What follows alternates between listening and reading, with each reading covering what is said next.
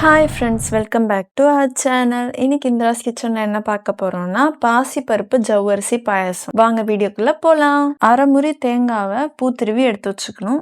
3 ஏலக்காய் ஆட் பண்ணிட்டு அரை கப் அளவுக்கு தண்ணி ஆட் பண்ணி இதை அரைச்சு தேங்காய் பால் ரெடி. இதை தனியா எடுத்து வச்சுக்கலாம். குக்கர்ல 1 கப் அளவுக்கு பாசிப்பருப்பு ஆட் பண்ணிக்கலாம். லைட்டா ரோஸ்ட் பண்ணிடலாம். பாசிப்பருப்புல 2.5 கப் அளவுக்கு தண்ணி ஆட் பண்ணிக்கலாம்.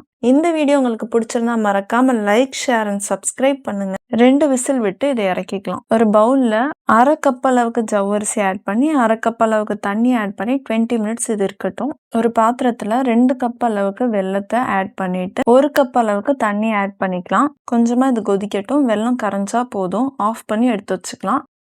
பாசிப்பருப்பு ரெடி ஆயிடுச்சு. குக்கர் இறக்கி பார்த்தாச்சு.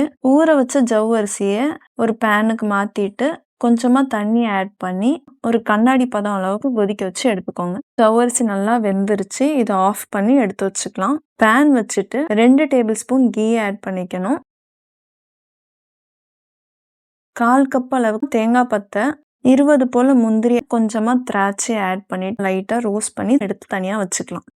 குக்கர்ல பாசிப்பருப்பு ரெடி பண்ணி வச்சிருந்தோம். அதை மறுபடியும் ஸ்டவ்ல வச்சுட்டு வெல்லத்தோட பாகை நம்ம ரெடி பண்ணி வச்சிருந்தோம். அதை ஒரு ஃபில்டர்ல இதுல ஆட் பண்ணிக்கலாம். ஜவ்வரிசியும் இதுல ஆட் பண்ணிட்டு இதெல்லாமே கலந்து நல்லா மிக்ஸ் பண்ணிக்கலாம். 1.5 கப் அளவுக்கு தேங்காய் பால் ரெடி பண்ணி வச்சிருந்தோம். அதையும் ஆட் பண்ணிட்டு கொஞ்சமா அது கொதிக்கும் போது தேங்காவும் நட்ஸும் திராட்சை ரோஸ்ட் பண்ணி வச்சிருந்தோம். அதை இதுல ஆட் பண்ணிக்கலாம். ஒரு 2 மினிட்ஸ்க்கு ஹீட் பண்ணிட்டு ஸ்டவ் ஆஃப் பண்ணீங்கன்னா பாசிப்பருப்பு ஜவ்வரிசி பாயாசம் ரெடி ஆயிடுச்சு. நீங்களும் ட்ரை பண்ணி பாருங்க. நெக்ஸ்ட் வீடியோல பார்க்கலாம்.